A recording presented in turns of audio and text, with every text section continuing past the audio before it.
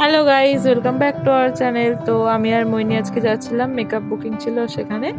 তো আমি আর মইনি দুপুরবেলায় বেরিয়ে গেছিলাম খেয়ে দিয়ে। আর তাড়াতাড়ি যাওয়ার মানে কথা ছিল, ওখানে আরো 2-3 জন সাজতো তাই জন্য।